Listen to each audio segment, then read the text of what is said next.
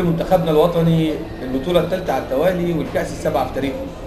مفيش أسعد من نصر لمصر، ومفيش أسعد إن يكون معانا النهارده الناقد الرياضي الكبير الأستاذ إيهاب الخطيب الصحفي بالمصري اليوم. أستاذ إيهاب، ألف ألف مبروك فوز منتخب مصر ببطولة أفريقيا الثالثة على التوالي والسابعة في تاريخه. أهلا بك كابتن محمد، وألف ألف مبروك لكل جماهير مصر وكل بقى رواد موقع بص وطل.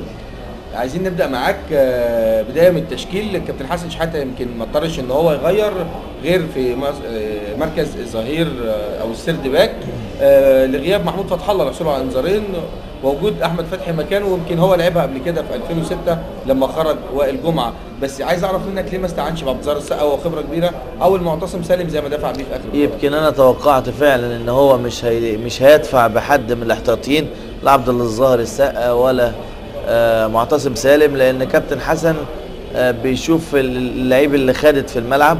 لعيبه خط الوسط كلهم خدوا. احمد فتحي بيلعب ورا كويس على فكره، وكان بيجرب حسني عبد ربه كمان ورا، بس هو ده البدء في القصه دي لاحمد فتحي، لان احمد فتحي لعبها قبل كده وجاد. وعشان نبقى واقعيين، مستوى عبد الظاهر السقا قليل شويه، مستوى معتصم سالم ما يطمنش، لسه ما عندوش الخبرات الدوليه. هو طبعا لو كان موجود شريف عبد الفضيل كان هو اللي هيسد في الحاله دي، لكن للاسف مش موجود. فهو حب يحط احمد فتحي ورا وينزل بحسام غالي زاد عن التشكيله، هو ده اللي جدد فيه. لكن كان في مشكله واضحه جدا ان الكابتن حسن شحاته من وجهه نظري دفع بعماد متعب، وهو يمكن مش مكتمل الشفاء، فالراجل كانت تحركاته برده يعني قليله. لكن اعتقد ان الكابتن حسن شحاته ليه مغزى في مشاركه عماد متعب. منتخب مصر ادى مباراه صعبه جدا، لان ماراثون عمله المنتخب المصري مع المنتخب الغاني. كل النهائيات ما تشوفش فيها كره قدم، مفيش نهائي تتفرج عليه على كره قدم حقيقيه، خلاص بيبقى شغل تكتيكي كله. منتخب الغاني انا شايفه منتخب محظوظ، لان الراجل الفريق مجموعته خرجت منها توجو عشان مشكله ضرب النار، اتهزم في بدايه البطوله من كوت ديفوار 3-1، وقلنا ان هو منتخب ضعيف. بعد كده استطاع ان يكسب بوركينا فاسو بهدف. بعد كده في دور الثمانيه خرج انجولا بهدف. بعد كده خرج نيجيريا في دور الاربعه بهدف. هو تشوف مجمل اهداف ده هو بيطلع بهدف بهدف بهدف. مباراه النهارده كان عندهم الدافع والحافز، لان هم يمكن في بلدهم في 2008 ما وصلوش للنهائي، وهم فرقه فيها عدد كبير من الشباب.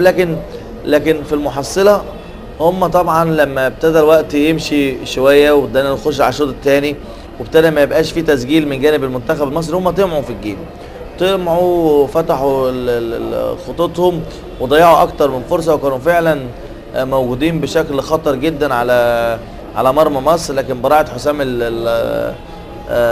عصام الحضري انقذت مرمى المنتخب المصري. وبصراحه كان عندهم سوء حظ كده. وياتي الدور على معجزه البطوله او الشاب جده. فعند نزول الشاب جده طبعا تغيرت الامور، وعايزك تراقب الجون اللي جبناه في نهائي البطوله، وارجع ل 2008 محمد زيدان وابو تريكه، محمد زيدان وجده يعني، وارجع برضه لمفارقه ثانيه محمد زيدان ومتعب برضه في ماتش ان انت تقابل غانا في النهائي اللي هي خرجت صاحب الارض انجولا، زي ما قابلت في 2008 الكاميرون اللي خرجت غانا صاحب الارض، فالجمهور بيبقى متعاطف معاك.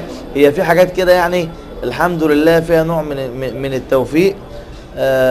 ولكن عشان نبقى محقين، منتخب مصر عمل كل حاجه في البطوله، والدليل احمد حسن افضل لاعب، عصام الحضري افضل حارس مرمى، جده الهداف، احمد فتحي افضل لاعب لعب النظيف، وائل جمعه افضل مدافع.